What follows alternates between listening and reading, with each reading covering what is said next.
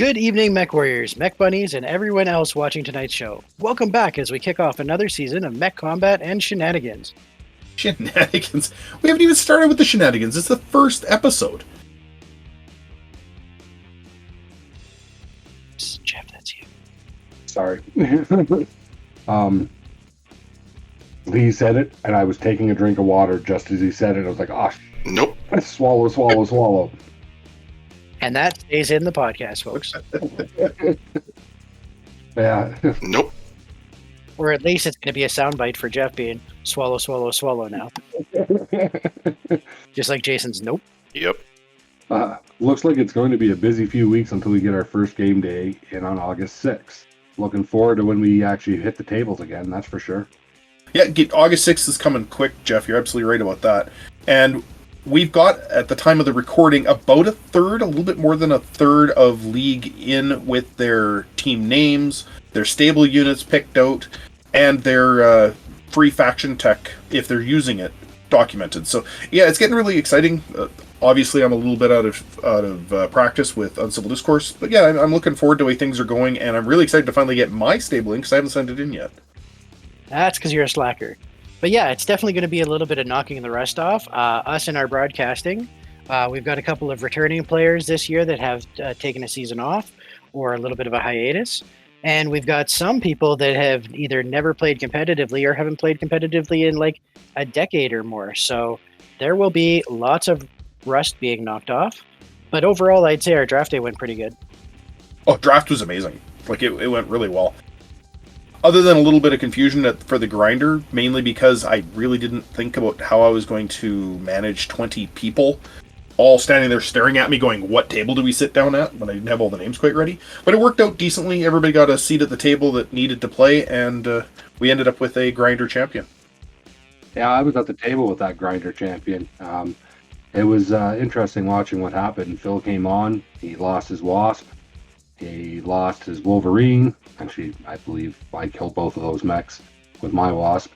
And then he came on with his Warhammer and took out 3 Wasps and won it. Oh, right on. Yeah, it was pretty good. It was 2 Wasps and a Wolverine he took out.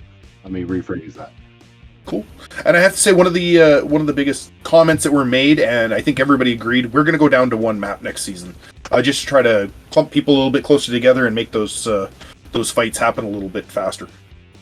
Yeah, with the 2 maps, it definitely felt like it was you had to consciously bring your opponent who was across the table from you to the other map. Mm-hmm. I know that's what I did, so that way we actually had a melee going with 4 mechs, and basically everything was fought on 1 map after that. Sounds like a pretty much standard grinder. Yeah, and I think on 1 map we'd have a much easier time of people. See more kills, too. Absolutely. So we make sure we have a LRM boat in there next year? I think a Warhammer with 2 PPCs was doing pretty good for long-range fire. And we're not going to totally handicap somebody with a bunch of LRMs. Don't forget about the computer on that Wolverine, or that Warhammer, because that definitely was an equalizer for sure. Yeah, and I mentioned it before we started so that everybody realized that the Warhammer did have a targeting computer, so...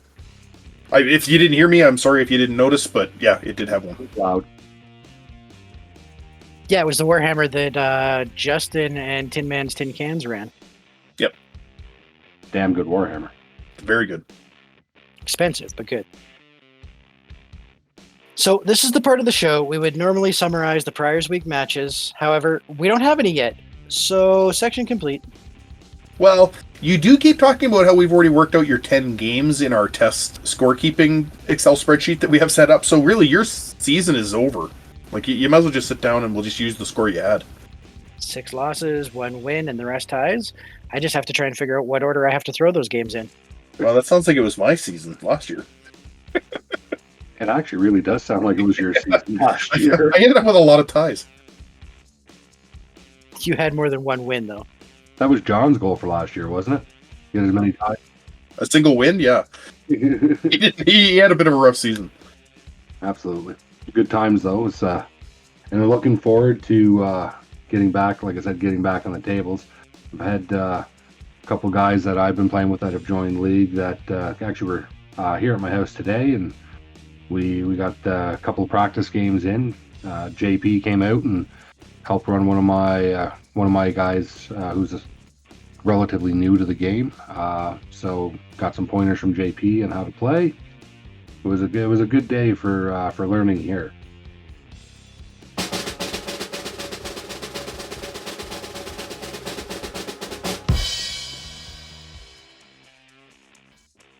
All right, on to the part that everyone is interested in.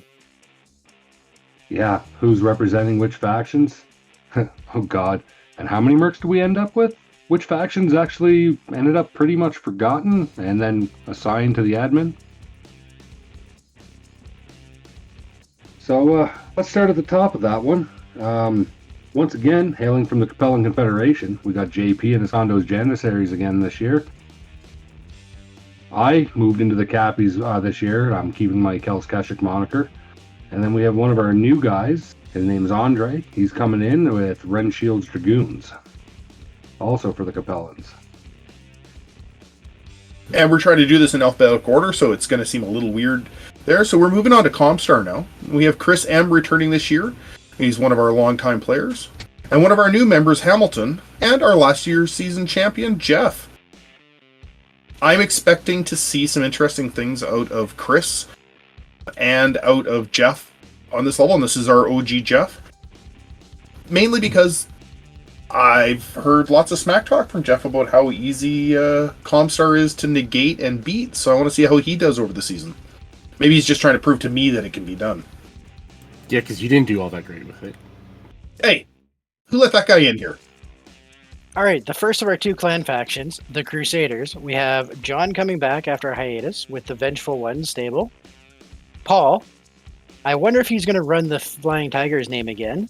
And rounding out this faction will be Aaron with his Neon Beatons. If he's not putting a laser light show, I'd be disappointed. He's not going to hit anything this season, so it's not going to matter. Hailing in from the Draconis Combine and doing the coordinator's wishes, we have Galen with the Kenkaze, bringing those to the field. I'm told that it translates to Sword Cloud. Not exactly up to snuff on my Japanese, but let's hope that is what it translates to. Our other Draconis stable is helmed by a new member, Carlo. Don't have a name for his stable just yet. Well, we do only have about a third, maybe 40% of the stables in, so names are a little bit lacking. Well, we're going to have two FedSun players coming back this year.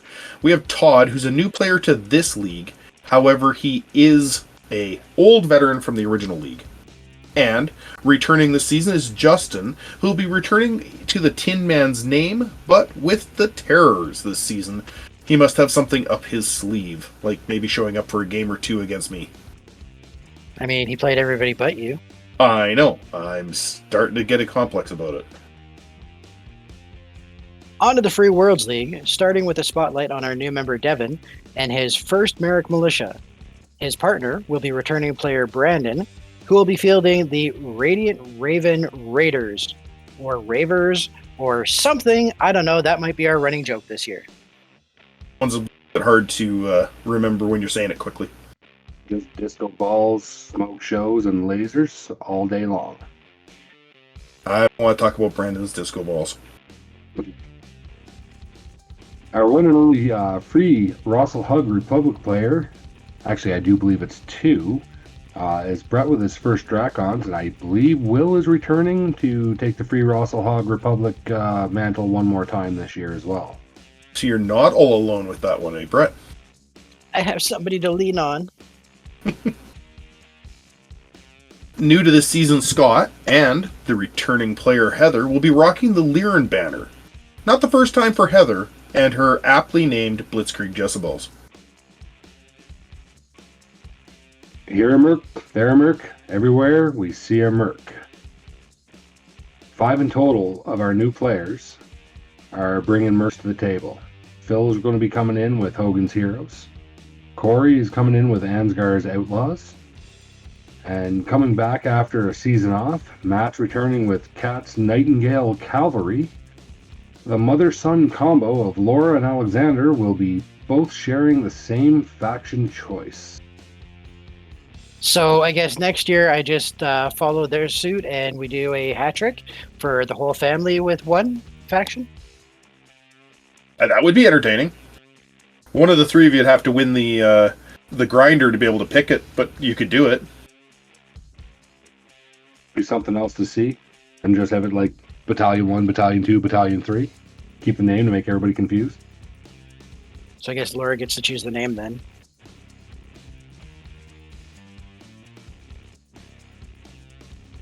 With St. Ives, the itty bitty, teeny weeny St. Ives Lee in a Mankini stable will be matched by Chris C.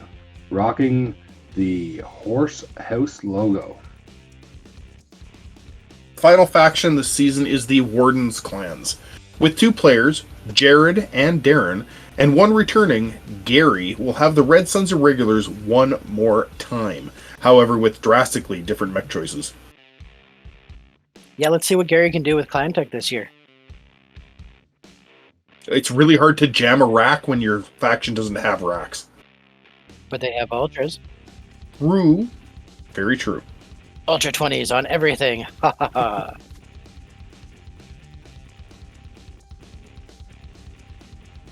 So, from top to bottom, our most popular factions, the clans. If you consider both Warden and Crusader as one, they would have 6 players combined.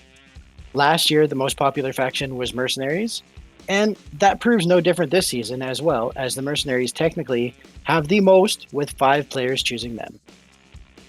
The Capellans and Comstar come in with 3 stables this season. With dual representation, the Draconis combined, Red Sons, Free Worlds League, Lyrian, Periphery, and St. Ives fill out most of our roster this year. So this year, we currently have 31 teams. It's subject to change as we still have a little bit of time if somebody needed to squeak in and get us an even number, or if somebody has a last-minute life commitment come up and they need to drop, now is the time. But yeah, we're looking at almost 4 full divisions for playoffs this year if everything still goes good. Looking pretty good. Happy with that. I'm super excited to see how quickly League filled up this past season. I thought we were going to have about, 22 to 24 teams, and then we got a whole bunch of new people come in and say, hey, I want to play, I want to try it out. We even had a couple of drop-ins on draft day come in and say they were interested. We haven't heard back from them yet, so time is kind of running out for them, but if they get back to us, we'll be able to slip them in there into those last remaining spots. Yeah, seeing the fact that we've got pretty much 4 divisions, that is damn exciting. I'd really, really love to see if we could get that 32nd player. That would definitely round everything out. And that's pretty much considerable growth from, I started last year. That's adding, 12 players? It will. We were at 22 last year. Yeah, we had 22 last year, so we've gained 10 to put us up to 32. First season was 18, which we thought was doing pretty good. At least we had 2 full A and B divisions, and just watching the growth has been great. The fact we have 3 full divisions and then a smattering of other players is good. Yeah, it's definitely exciting to see. You always expect for some attrition, but we've been consistently growing each year. So here's hoping that just keeps rolling. To wrap things up, we really want to thank you all for tuning into this shorter episode. Our next one's going to be a very long haul as we go through each of the lances and then give a heads up of what people will be fielding, as well as, of course, first game predictions. I'm looking forward to seeing exactly how accurate new Geoff will be, considering the fact OG stomped us in the playoffs last season, as he did in his games as well. So thanks for tuning in, everyone. Pleasure to finally get, technically the first Uncivil Discourse of the season under belt. Look forward to seeing you all at the tables. Until next time. Till next time, see you all on the flip side.